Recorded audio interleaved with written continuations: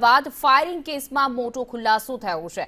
Nehru Nagar bus station પાછળ જે જમીનને લઈને આખું કૌભાંડ હતું, જે વિવાદ હતો, એને લઈને એક પછી એક ખુલાસા થઈ રહ્યા છે। આરોપી અશોકસિંહ ચૌહાણે 2016ના આઈટી રિટર્નમાં જમીન દર્શાવી હતી। જમીન વિવાદ કેસમાં પોલીસની મોટી કાર્યવાહી।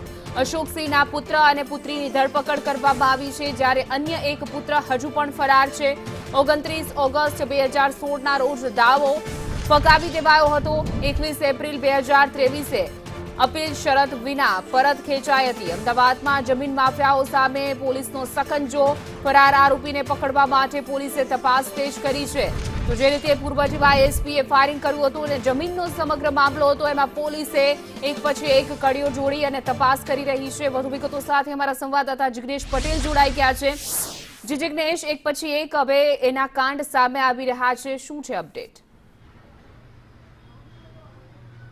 અહીંના વાત કરવામાં આવે તો અશોક ચૌહાણ જે નિવૃત્ત ડીવાયએસપી છે, તેમને પોતાના જે લાયસન્સ રિવોલ્વર હતી તેનાથી જે ફાયરિંગ કર્યા હતા, 5 રાઉન્ડ ફાયરિંગ બાદ હત્યાનો પ્રયાસ અને આર્મ્સ એક્ટ હેઠળ તેમના વિરુદ્ધ ગુનો દાખલ થયો હતો। જે ગુનામાં પોલીસે અશોકસિંહ ચૌહાણ, તેમની પુત્રી અને તેમના પુત્ર 3ની ધરપકડ કરી છે, પરંતુ વધુ એક તેમનો પુત્ર છે જે આ ગુનામાં આરોપી છે અને ફરાર હોવાનું સામે આવ્યું છે। પોલીસે તેની શોધખોળ શરૂ કરી છે, પરંતુ જે જમીનનો વિવાદ કે જેની કિંમત અંદાજિત માર્કેટ ભાવ પ્રમાણે 500 કરોડથી વધુ આંકવામાં આવી રહી છે, તે જમીનનો આ વિવાદ હતો અને તે જ વિવાદમાં તેમણે ફાયરિંગ કર્યું। પરંતુ સૌથી મોટી વાત એ છે કે અશોકસિંહ ચૌહાણ જે જગ્યાને પોતાની માલિકીની દર્શાવી રહ્યા છે, ખરેખર તેનો માલિકી હક અન્ય કોઈ પાસે છે।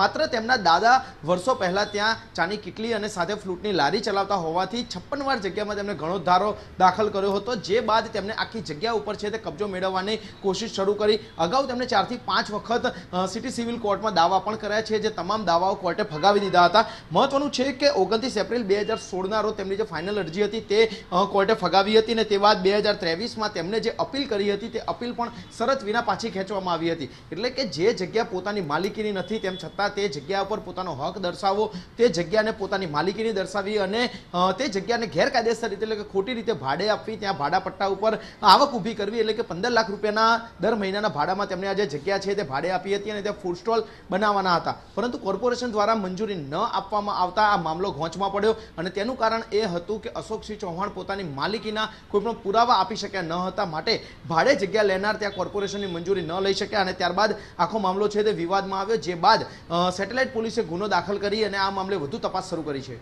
જી જિગ્નેશ, સમગ્ર માહિતી બદલ આપનો આભાર।